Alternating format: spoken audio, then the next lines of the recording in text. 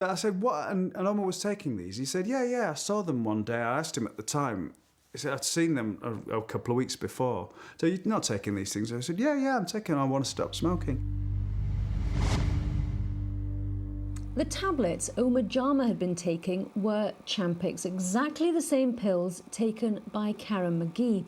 Now, Omar killed himself and Karen had tried.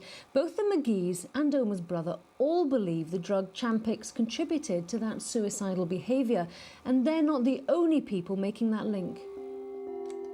I discovered that across Britain, more than 3,000 people have complained about adverse reactions to Champix. 260 have reported suicidal-related reactions to the drug.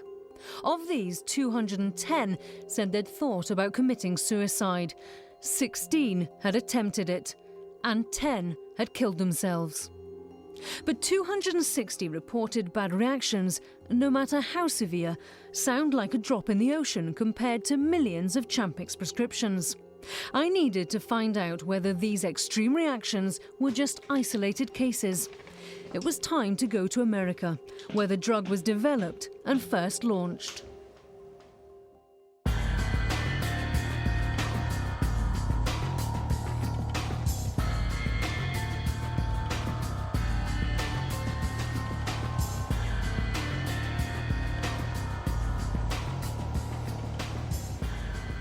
Over here, Champix is called Chantix, exactly the same drug, just a different name. Now, so successful were the results from the clinical trials that America's Food and Drug Administration, the FDA, granted the drug what's known as a priority review. That means they shortened the usual 10-month review period down to just 6 months. On August the 1st, 2006, Chantix went on sale.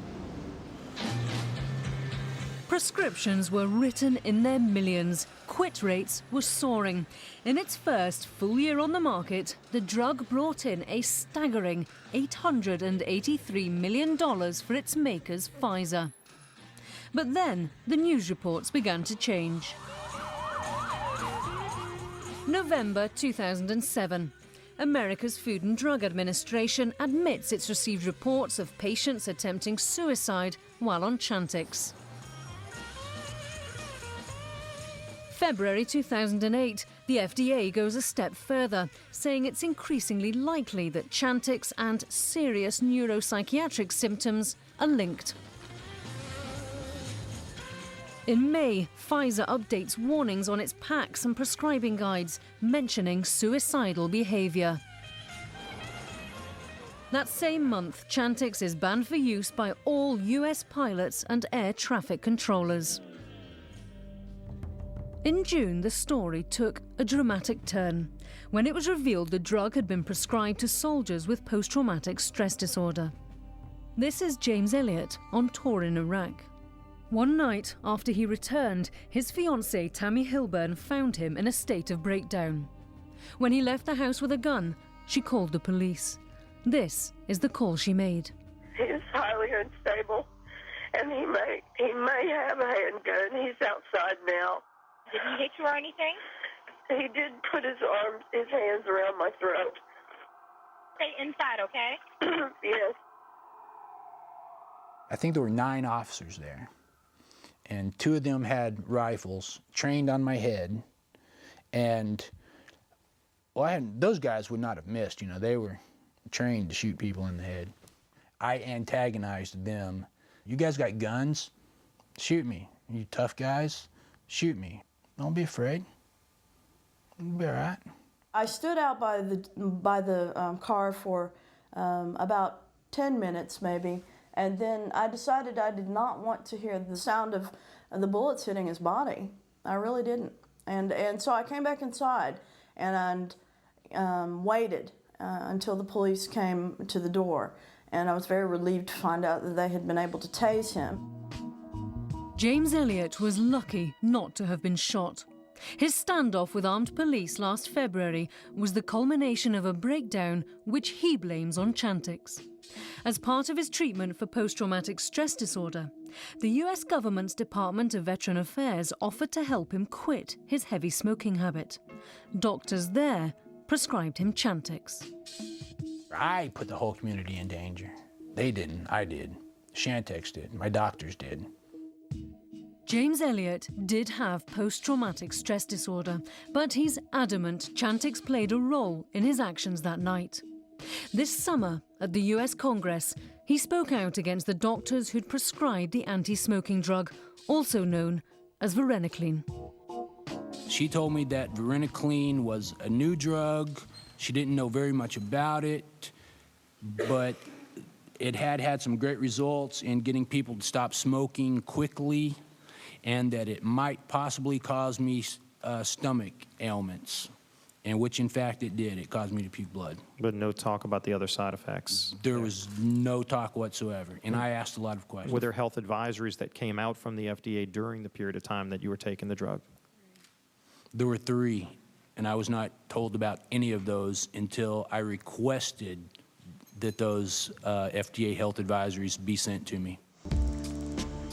James Elliott's case has been taken up by Roger Charles, a retired Marine colonel and soldiers' rights activist. He says vulnerable combat veterans were kept in the dark about Chantix. When you have these warning flags, you have these serious alerts being issued by the drug manufacturer and the FDA, and yet they seem to just go on as normal at the VA. It's just bizarre. Somebody needs to explain how this happened, why it happened, who the key people involved were, and have them justify their action or inaction. James and Roger's campaign has had startling results. The Department of Veterans Affairs has admitted failing to warn those taking part about the problems being reported with Chantix. They've now apologised and written to the 6,000 veterans who were given the drug. But the resulting publicity has done nothing to help the reputation of Chantix or Pfizer. Pfizer is listed here on the New York Stock Exchange, where in July it released its latest financial results, and they made for pretty interesting reading. Sales of the drug Chantix were down by 1/3 compared to the same period last year, and that's been credited to the bad publicity surrounding the drug.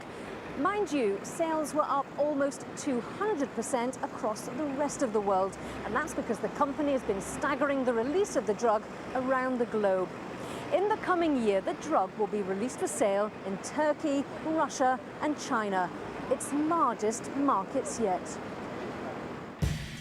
So, sales of Chantix look set to rise yet further.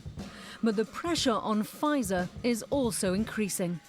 No one in Scotland has yet taken legal action involving Champix, but in New York, I spoke to a lawyer who has launched 5 lawsuits against Pfizer.